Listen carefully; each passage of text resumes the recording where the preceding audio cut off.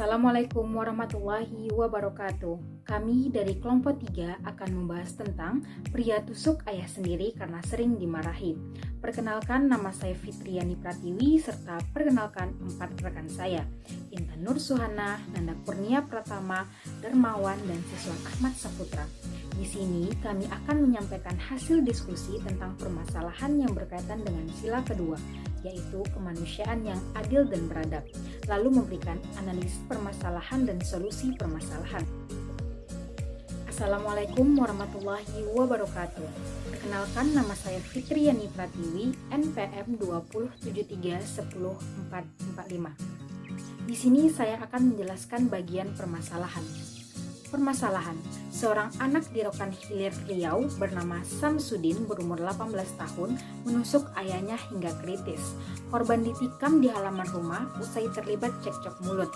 Pada pukul 18.00 waktu Indonesia Barat, korban dan anak kandungnya tersebut sedang duduk-duduk di rumahnya. Tidak lama kemudian, korban mengusir anaknya dari rumah akibat dari cekcok mulut tadi. Setelah itu, pelaku mengambil pisau dan menghampiri korban dan terjadilah perkelahian.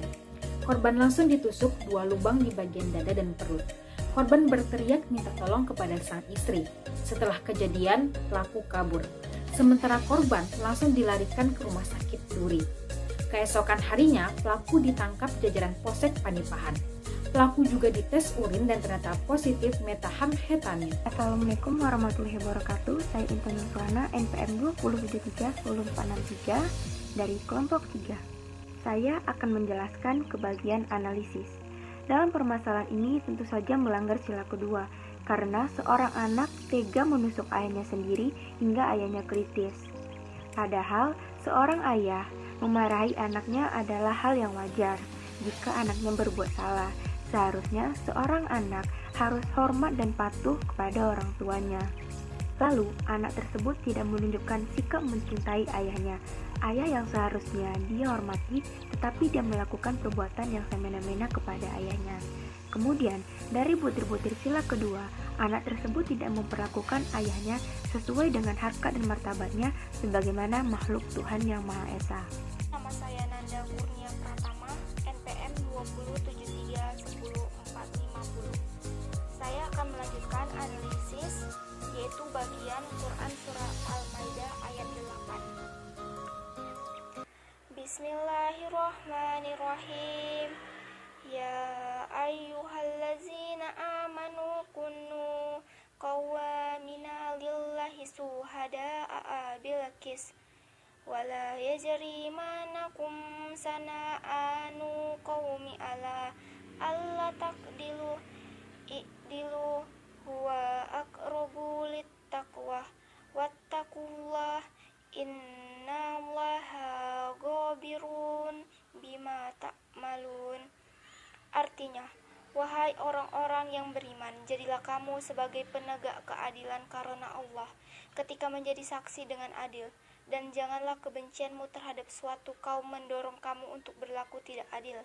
Berlaku adillah, karena adil itu lebih dekat kepada takwa, dan bertakwalah kepada Allah. Sungguh Allah Maha teliti terhadap apa yang kamu kerjakan.